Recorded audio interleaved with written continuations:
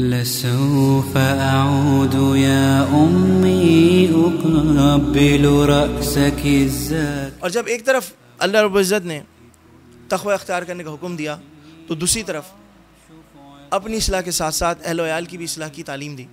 سورہ تحریم کی آیت نمبر 6 میں اللہ رب العزت نے ارشاد فرمایا یا ایھا الذین آمنوا قوا انفسکم واہلیکم نارا. اے ایمان والوں اپنے آپ کو اور اپنے اہل و عیال کو بیوی بچوں کو جہنم کی آگ سے بچاؤ. وقودھا الناس والحجارہ فرمایا جس کا ایندھن انسان اور پتھر ہے. روایت میں آتا ہے تفسیر روح المعانی میں علامہ آلوسی رحمۃ اللہ علیہ نے وہ روایت ذکر کی ہے. حضرت عمر فاروق رضی اللہ تعالیٰ عنہ نے جب یہ آیت سنی تو نبی کریم صلی اللہ علیہ وسلم کی خدمت میں حاضر ہوئے اور دریافت فرمایا اے اللہ کے رسول اس آیت میں یہ جو فرمایا گیا ہے کہ اپنے آپ کو جہنم کی آگ سے بچاؤ وہ تو سمجھ میں آ گیا کہ انسان اللہ تعالیٰ کی اطاعت و فرمانبرداری کے کام میں مشغول ہو اور گناہوں برائیوں سے اپنے نفس کو بچائے, لیکن اپنے بیوی بچوں کو جہنم کی آگ سے کیسے بچائے یہ آپ سمجھا دیجیے. تو نبی کریم صلی اللہ علیہ وآلہ وسلم نے ارشاد فرمایا کہ جن کاموں سے اللہ تعالیٰ نے تمہیں منع فرمایا ان کاموں سے خود بھی رک جاؤ اور اپنے اہل و عیال کو بھی روکو, اور جن کاموں کے اللہ نے کرنے کا حکم دیا ہے ان کاموں کو بجا لاؤ اور اپنے اہل و عیال کو بھی اس کی تلقین کرو. تو اس طرح تم اس ذمہ داری سے سبکدوش ہو سکو گے اور تم خود بھی جہنم سے بچنے کے ساتھ اپنے اہل و عیال کو بھی جہنم سے بچا سکو گے. چنانچہ مفسرین نے اس آیت کے ذیل میں فرمایا کہ اس آیت کی روح سے اللہ تعالیٰ نے تمام مومنوں پر یہ بات لازم کر دی ہے کہ وہ اپنے اہل و عیال کی فکر کریں, ان کے اعمال اور اخلاق کی اصلاح کی فکر کی جائے.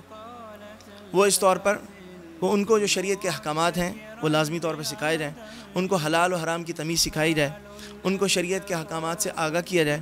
اللہ جن چیزوں سے خوش ہوتا ہے وہ ان کو بتائی جائیں, جن چیزوں سے ناراض ہوتا ہے جو چیزیں اس کی پکڑ کا باعث بنتی ہیں ان سے خود بھی باز رہے اور ان کو بھی باز رکھنے کی تلقین کریں.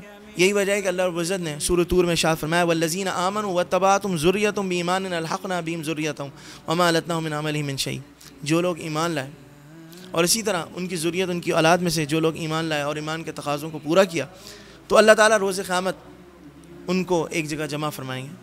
وما التناهم من عملهم من شیء. اور اللہ تعالیٰ ان کے جو والد ہیں جو سرپرست ہیں جنہوں نے بچوں کی تربیت کی پرورش کی تو اللہ تعالیٰ ان کے والد کے عمل میں کوئی کمی نہیں فرمائیں گے, ان کے اجر میں کوئی کمی نہیں فرمائیں گے.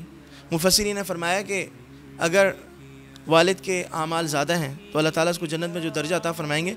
تو اب اولاد کے اعمال چاہے وہ کم ہی کیوں نہ ہوں لیکن جب انہوں نے اعمال صالحہ والی زندگی اختیار کی تو اللہ تعالیٰ اس شخص کو خوش کرنے کے لیے اس کی اولاد کو بھی اس کے ساتھ جنت میں اس مقام پر جمع فرما دیں. اور دوسری طرف ایک روایت میں نبی کریم صلی اللہ علیہ وسلم نے ارشاد فرمایا جیسے کہ تفسیر روح المعانی میں وہ روایت ذکر کی گئی ہے کہ قیامت کے دن سب سے زیادہ عذاب اس شخص کو دیا جائے گا کہ جس کی آل اولاد جس کے بیوی بچے دین سے جاہل ناواقف اور دین کے احکامات سے غافل ہوں گے.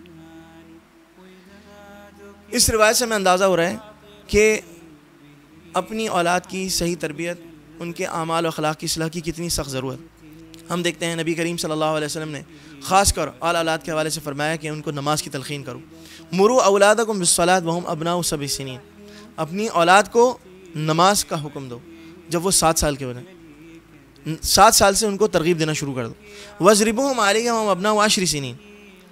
لیکن تمہارے کہنے کے باوجود ان کے اندر کوتاہی غفلت سستی پائی جائے اور وہ 10 سال کی عمر کو پہنچ جائیں اور نماز کے عادی نہ بنیں تو فرمایا کہ پھر ان کی تھوڑی سرزنش بھی کرو, ان کی تنبیہ بھی کرو, ان کے خلاف تادیبی کارروائی کرو, ان کو ڈانٹ ڈپٹ کے ان کو شریعت کے احکامات کا عادی بناؤ.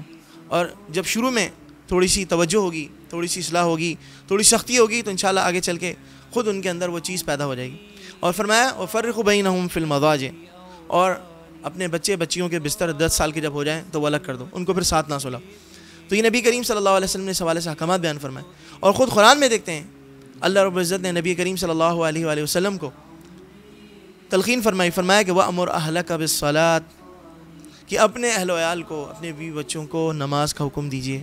خود نبی کو تلقین ہو رہی ہے, اندازہ فرمائے. اور اسی طرح دیگر انبیاء کے حوالے سے ہم دیکھتے ہیں معاملات. حضرت اسماعیل علیہ السلام کے حوالے سے وَكَانَ يَأْمُرُ أَهْلَهُ بِالصَّلَاةِ. وہ اپنے اہل و عیال کو نماز کا حکم دیتے ہیں. سورہ لقمان میں حضرت لقمان کے حوالے سے دیکھتے ہیں، وہ فرماتے ہیں یا بنی اقم الصلاۃ وامر بالمعروف وانہی عن المنکر. وہ اپنے بچے کو وصیت کرتے ہوئے سب سے پہلی چیز نماز کی تلقین کرتے ہیں کہ نماز کو قائم رکھنا. اور پھر ہم دیکھتے ہیں خود نبی کریم صلی اللہ علیہ وسلم نے ایک حدیث میں ارشاد فرمایا کہ ان اول ما یحاسب به العبد یوم القیامۃ من عمله صلاته فان صلحت فقد افلح وانجا وان فسدت فقد خاب وخسر، او کما قال علیہ الصلوۃ والسلام کہ روز قیامت بندے کے نامہ اعمال میں حقوق اللہ میں سب سے پہلا سوال جو ہے وہ نماز کے حوالے سے ہو. تو جس شخص کی نماز صحیح اور پوری نکلے گی تو فرمایا کہ وہ شخص کامیاب و کامران ہوگا، اور جس شخص کی نماز پوری اور صحیح نہیں نکلے گی وہ شخص ناکام و نامراد ہوگا. تو اس حدیث میں نبی کریم صلی اللہ علیہ وسلم نے فرما دیا کہ قیامت کے دن سب سے پہلا جو سوال ہوگا نماز کے حوالے سے ہو. تو ضرورت اس بات کی ہے کہ خود بھی نماز کا اہتمام کریں اور اپنی آل اولاد کو، اپنے بیوی بچوں کی نماز کی تلقین کریں. اور یہ چیز اسی وقت پیدا ہوگی کہ جب انسان خود اہتمام کرے تو اس کے بیوی بچے بھی جب اس کو نماز پڑھتا ہوا دیکھیں گے تو یقیناً وہ بھی نماز پڑھیں گے. گھر میں جب مائیں بہنیں نماز پڑھیں گی تو پھر بچے اور جو ہے وہ باقی گھر کے افراد وہ خود جو ہے ان کے اندر نماز کی ایک ترغیب پیدا ہوگی.